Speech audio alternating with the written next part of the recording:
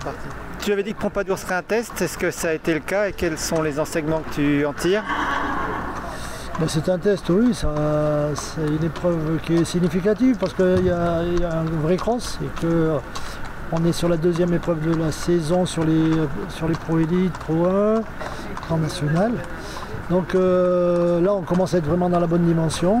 Un vrai test, oui, pour certains chevaux qui ont performé, d'autres qui l'ont moins réussi. Ça donne déjà des enseignements. Alors, plein d'enseignements parce que ça configure bien, ça représente bien les difficultés qu'il y a, qui vont nous attendre sur le championnat de l'année à Blenheim.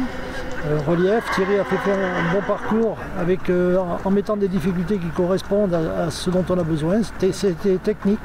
On l'a vu technique dans la Pro Elite, dans la Pro 1, mais dans la Pro 2. On l'a vu technique sur toutes les épreuves.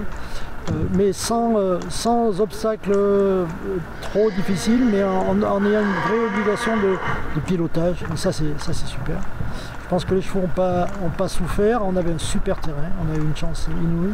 Terrain idéal avec un sol très, très bon. Il a plu au bon moment, il a fait soleil au bon moment, ça c'était bien. Donc bonne organisation, des parcours significatifs. Saut d'obstacle, un saut d'obstacle qu'on a vraiment mis dans la difficulté. Saut d'obstacle difficile, alors il y a plein de raisons. On est sur le championnat, on est dans un contexte dans lequel le saut d'obstacle devient de plus en plus important lors des grandes échéances. Avec un saut d'obstacle, je dirais, moderne. On est avec des parcours qui sont assez aérés, assez gros, avec de la technique. Moi l'idée c'est quand même qu'on interpelle les couples dans la nécessité de bosser ce test-là et puis de rentrer dans cette vraie dimension. Je garde en tête le fait qu'on sera sur de l'herbe à la fin de l'année et que si on retrouve ce qu'on a eu à Pratoni il y a 2 ans au championnat du monde, eh bien, on sait très bien que ça va être un parcours difficile. Donc voilà, il y avait cette idée-là, championnat, et puis évolution de la discipline du CSO. Bon, vous savez aussi bien que moi qu'on a vite fait de faire des photoconcours qui peuvent pénaliser des scores définitifs. Donc moi j'essaie de jouer sur tous les tableaux, du dressage jusqu'au saut d'obstacle en passant par le cross. Voilà. Pas facile. Hein. Bon, c'était un gros tour quand même pour un mois d'avril, pour un deuxième concours de la saison, avec des chevaux qui rentraient pour la première fois sur cette étape-là, oui. Avec un parcours qui était bien aux côtes, avec un parcours très technique, avec le trip, avec les balances, avec quand même beaucoup de choses qui étaient assez techniques. Oui, alors c'était technique, c'était gros, aux côtes, et aux côtes. Et puis, mais on a vu beaucoup de chevaux bien sauter. Hein, ça c'est top. On a vu beaucoup de cavaliers bien montés, beaucoup de chevaux bien sauter. On n'a pas l'impression que les chevaux se soient fait peur. Et par contre, oui, ils étaient au charbon. Mais hier, ils étaient au charbon. Hein. Hier sur le cross, ils m'ont dit tous à l'arrivée, on n'avait pas trop le temps de souffler. On était vraiment, on était dans la difficulté. Mais c'est assez logique. Je trouve que ça va dans le sens de ce qu'on retrouve sur les grosses échéances. On est dans la recherche du pilotage de précision et voilà, je pense que si on fait des compétitions pour ne pas, entre guillemets, challenger dans la bonne mesure avec un bon équilibre et surtout ne pas garder la fraîcheur des chevaux et la bonne volonté, ça c'est évident, mais inciter les cavaliers à être toujours très précis, à évoluer. Et la compétition, c'est quand même un moment d'évaluation du travail fait à la maison, de la préparation des chevaux, de l'expertise des cavaliers. Et je trouve que alors c'est très difficile de faire la bonne mesure. Oui, on aurait peut-être pu être un tout petit peu plus light sur le CSO, mais bon, c'est un championnat. C'est vrai que ça arrive tôt dans la saison. Mais on avait fait des préparations quand même volontairement. On a fait le stage il y a 10 jours à la Motte-Beuvron, dans lequel on a beaucoup bossé sur le CSO quand même. Donc il y avait l'idée qu'on avait préparé le coup. On a 2 couples qui ont performé moins bien que prévu, Sébastien et Guireg. Est-ce que c'est rédhibitoire? Est-ce que ça t'inquiète? Moi je suis jamais dans la perspective de dire que c'est rédhibitoire parce que je sais, je l'ai trop vécu, on peut contre-performer. Il peut y avoir des passages à vide. Et je suis toujours dans l'idée d'essayer de dire qu'il peut y avoir des perspectives. Après, évidemment, quand il y a un choix à faire, on le fait en tenant compte de tous les paramètres. Et c'est pas donner des faux espoirs, c'est rester cohérent en se disant on peut rater une marche et réussir à monter en haut de l'escalier.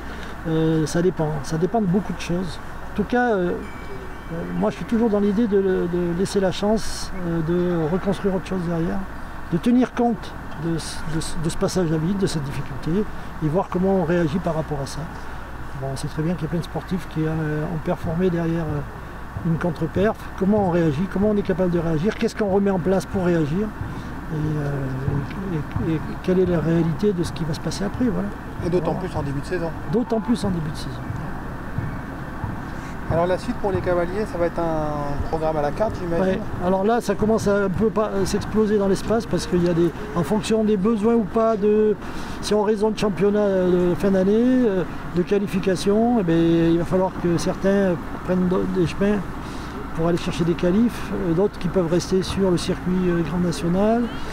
On fait à la carte, on fait en fonction des chevaux, de l'expérience des chevaux, de l'état de santé des chevaux, de ce qui s'est passé les années précédentes, des besoins qu'on peut avoir ou pas en matière de qualification et de préparation. Donc là, là ça devient un peu plus à la carte.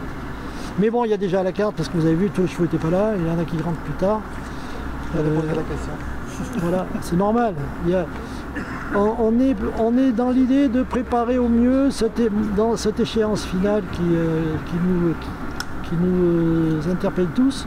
Et c'est trouver la bonne mesure entre préparer les chevaux, préparer les couples, maintenir le physique, arriver pour ceux qui iront au championnat sur la montante et non pas dans une période de décompression. Donc c'est un ensemble. C'est pour ça qu'il faut gérer. De toute façon, le haut niveau, c'est une individualisation permanente, c'est du sur-mesure. C'est du sur-mesure. Et en plus, on a deux athlètes. Et quand il y en a un qui est debout, l'autre ne l'est pas forcément. Vous avez vu, on a Astier qui en ce moment, il essaye de se remettre d'aplomb. Voilà, c'est comme ça. On n'aura pas grand monde à badminton, par contre tu vas avoir pas mal de monde pour le Mullen. Oui. Ouais, c'est aussi un choix. Bon, j'ai essayé de... Je sais qu'il y a plein de gens qui rêvent de faire badminton et je le comprends. Moi, j'ai été dans la même logique. Mais il y a aussi, et ce que j'expliquais aux gars, qu'il y a la nécessité de soigner l'image de l'équipe de France. Donc que si le drapeau français est en fin de peloton dans les résultats définitifs de ces épreuves-là, je trouve que c'est pas bon et c'est pas de belles images à donner aux juges. Donc j'essaie de faire attention à ça. Je pense que ça participe à la réussite de l'équipe de France. On sait très bien qu'il y a des coups qui ont bien marché parce qu'on avait préparé, et Thierry avait réussi à montrer l'équipe de France dans ses habits de fête sur des épreuves précédentes comme à Chatsworth avant les Jeux de Rio. Et moi, mon idée, c'est de faire ça à Bramham, par exemple. Je voudrais faire une bonne délégation à Bramham, en y mettant un peu le paquet, entre guillemets, de façon à ce qu'on soigne un peu l'image. Et badminton, Gaspard va y aller parce qu'il a déjà montré tout ce qu'il pouvait faire avec la jument. Et puis Luc et peut-être Arthur. Arthur, je ne sais pas s'il rentrera, on va voir.